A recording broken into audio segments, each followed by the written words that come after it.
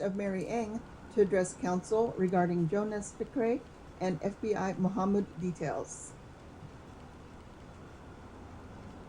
Good morning. Good morning, Counsel. I would like to introduce Attorney Tom Nelson for Yonas Fikre.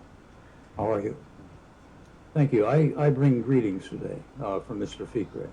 Mr. Fikre. You're taking Mary's time? Is that how I would like you to enjoy some of his testimony regarding Yonas Fikre. I could summarize towards the end. So 3 minutes, please. Very good. Thank you.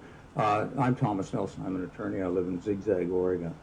I'm bringing greetings today from Yonas Fikre, who is an American citizen resident of Portland. And he is not in Portland because he can't come back to Portland. I'd like to tell you a little bit about his ordeal and why I think it's important. He is basically right now stateless. He was born in Eritrea, but he was born in Eritrea before Eritrea is a country, so he's not a citizen of that state. He has no rights as an Eritrean. He has no rights as a citizen of anywhere in the world except the United States, where he was a naturalized citizen. Mr. Fikre's ordeal, he's about a 30-year-old man. In April of 2010, he was in the Sudan trying to set up a business.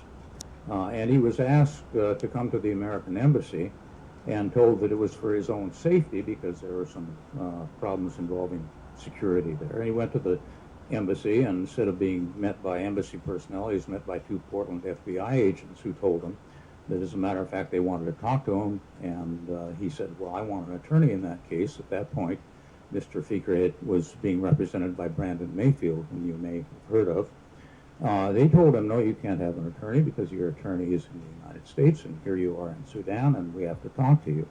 So they talked to him, and he, notwithstanding his request for an attorney, engaged in a discussion for several hours, during which time they asked him about, what are you doing in Portland? What's going on in Portland? All about Portland. What's going on at the mosque? Who do you know there? What's going on? That kind of thing. But toward the end, they said, we want you to work for us for pay, for substantial pay, as an informant. Will you do that? And he said, I don't think so. I'm really not interested in that. They said, well, let's meet tomorrow and talk about it some more. He said, let's meet tomorrow. He agreed. Then he left.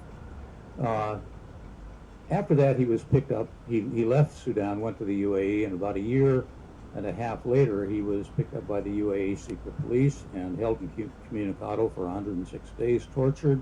Same questions. What's going on in Portland? What are you doing?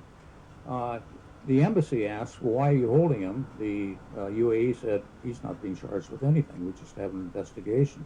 When the investigation was complete, they released him, and but then he went to get him a ticket home, and they said, no, you can't go back to the United States. You're on the no-fly list. He had no alternative but to find another country immediately. He chose Sweden because he has a very distant relative there. He went to Sweden. He went to Sweden, and being stateless, not wanting to remain sane, he applied for political asylum. I believe, that Mr. Fikre was tortured at the request of the Portland FBI in order to see what's going on in Portland. My question, what I want to leave you with, is what do you think about this? What would you do if you were overseas and your government said you can't come home? You can't fly home, and by the way, that also means you can't take a boat home. What would you do? More importantly, I think it might be a reason for you to inquire further into whether it's a good idea, or at least get more facts relating to how the Portland FBI office treats its Muslim American citizens. That's all I have. Thank you. Thank you very much. Thanks for coming. Thank you so much, Counsel. Appreciate it. Item 2.